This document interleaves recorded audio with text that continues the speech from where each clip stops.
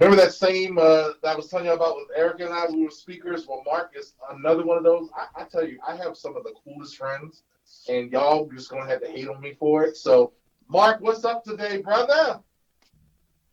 Big Mike, what's going down, bro? Let the haters do what the haters do. Man, that's all you got to do, man. Is hate real well, right?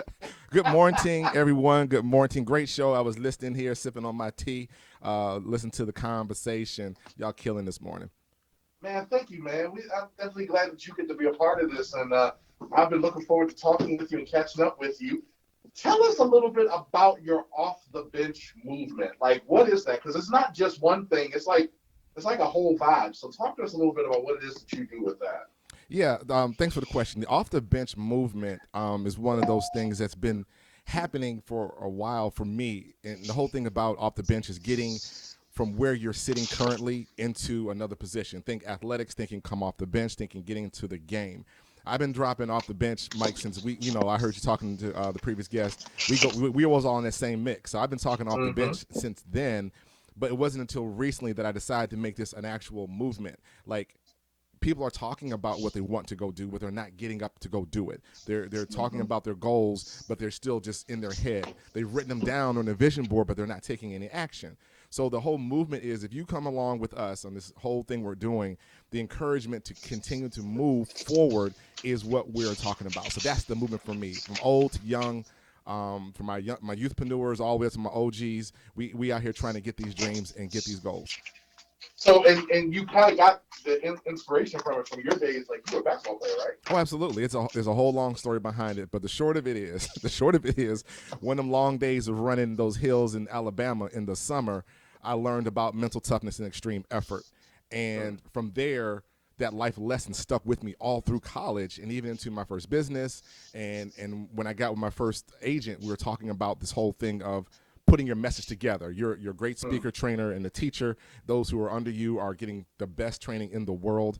And we talk about our message, and my agent just simply asked me a question. After we whittled it down, I had a big, long paragraph, and then we whittled it down, and then I got frustrated, Mike. I'm like, I'm just trying to get people off the bench. Doggone it. That's not what I said, but I know I am. So I said, that's what I said. So he's like, okay, cool. I said, I want to move people from the bench to starting lineup. Like, get off the bench. Boom. It happened just like that. And I've been running with that ever since. That's incredible, man. You know, I got to tell you, one of the gigs that we all had together, you were actually my trainer. Yes. So we had, I will tell you some of the most rigorous speaker training ever was found in our time with Monster. And I remember one time you gave me some hard love. It was great, but it hurt my feelings a little bit because everybody comes into that gig, the best of the best when it comes to Oof. speaking. And y'all's job was to kind of break us down so that we could be even better. Man, And right. you kind of gave me some notes. And I was like, how dare you?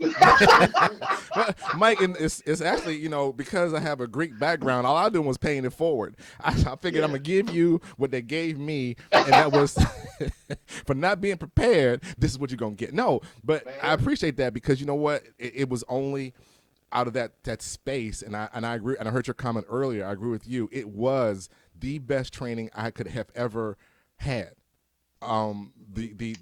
Every 6 months, the 250 people coming together who knew exactly what you were going to say, take your next breath, everything. You had to be on point every single time because there were 250 of the best speakers in the country.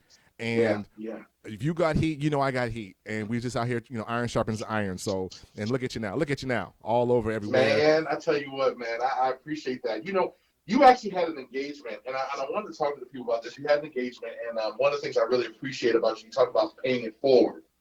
And I'll never forget. This is a great story. You called up a bunch of us. You said, "Hey, I'm trying to do this circuit Mm-hmm. thing where you go to different cities and you kind of just have people come for motivation, and you were going to broadcast it on your platform." And at first I was like, "Well, what's the catch?" Like you were like, "No, there's no catch. Just show up.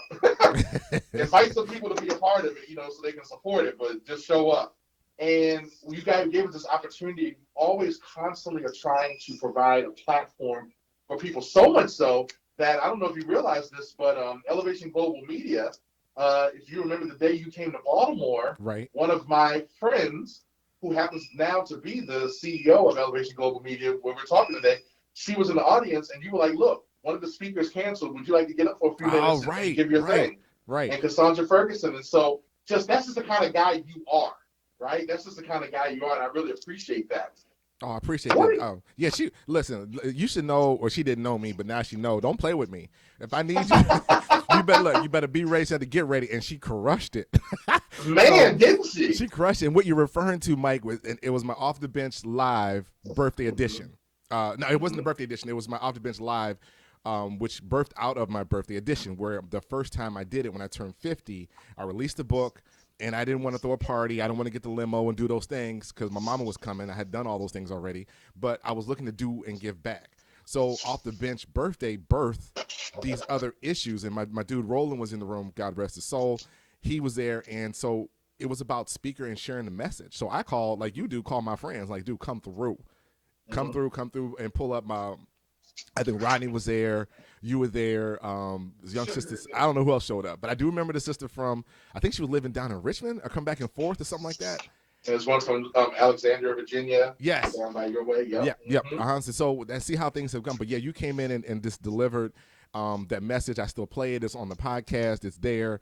So yes, anytime, anywhere. We know how we get down. Man, that just speaks volumes to what it is you're trying to do. Now let's shift gears a little bit because I noticed that you were involved in a panel discussion. If I remember correctly, it was men's mental health as well as accountability. And talk a little bit about that because we're coming out of this COVID situation. It's been a year to this, like a week from today. Yep. Is when like it really just the bottom just fell out, right? Talk to us a little bit about what are some of the things you've seen and what is some of the work that you're doing in that area. Yeah, I was really fortunate to be on that panel. Lita Harlan is in one of the ladies who put that together. It's her brainchild, and she reached out to me and some other gentlemen to discuss men's mental health. And she has a space in that area she works in. And so basically, we had, it was two parts. It was the men talking to the men, and then women came on. Or that show's coming out a little bit later. But it was really these gentlemen in the room who I did not know, to have this discussion about things we don't talk about as black men. We don't talk about them. And to facilitate that conversation, I said, once they get warm, she was like, Mark, are they gonna talk? I said, these are dudes. I said, all we do is need to get comfortable, and it's on and popping. So it was like we were in a barbershop. So the space that we worked in was just strictly talking about the need for us as black men to take care of ourselves, to talk to our therapists, our pastors, our preachers, our friends, to get some of this stuff out of us because we deal with so much. If nothing else from COVID, we all learned that we all a little crazy. We got a side that we didn't know we had, and we needed to now go deal with it because I'm like ready to get out of this house. But there's also the dark side of the loneliness, the depression, the job, and as black men, we've been taught to hold all this in. So anyway, we try to dispel those myths and encourage people to come out. I think one of the brothers who was a therapist had said he saw an increase of African American men going to his practice to come out and have a conversation, which we all applauded. Like, yo, this what's up. And then the younger brother who was on the panel, he was actually his client. And he was sharing with him some of his stuff. I mean, he was transparent to a point what made everyone go, man, we really appreciate you, brother, for sharing, because it's going to take that effort for other black men to go. It's funny you talk about that because one of my favorite shows on TV is This Is Us. You watch that, Mark? I don't like to cry a lot, but I've seen it, yes. Not crying, bro. You just get a little watery, man. It's just the allergy season. That's right? allergies. Speaking of, yes. But I think that's something that's important to talk about because that whole concept of men going to therapy is becoming more of a normal thing. It's being normalized. You see Randall's character, right? The fact that Randall kind of walked into it. He wanted to be in control. And it was amazing, though, because he grew up in a white context, right? But he still had some of those same, the stigma that you see with that community. Is that something that you're seeing across the board from your standpoint? I do see it across the channels here. I have my sister, Dr. Valencia Wiggins, who's probably listening, shouts out. She has also talked about that as well. And I do see it. And I see more black men willing to have a conversation, that's the start of it. Can we just put it out in the ether? You know what? I'm not going to judge you. You're still my dude. That was messed up. We need to get that fixed. And by the way, how you been? How you doing? And not just saying, yo, what's up? But like, really, how are you doing? And be ready for the answer. Be ready for the conversation. You don't always have to have an answer. sometimes a good listen. Sometimes, you know what, you need to go see somebody about that, and I'll take you. And I'm gonna check up. Did you go? Is all that's really needed for us, as even that in our overall health. You know, let's talk about men's health in general, Black men's health in general. So all that's needed. I think there is an increase in that, and I just hope it continues.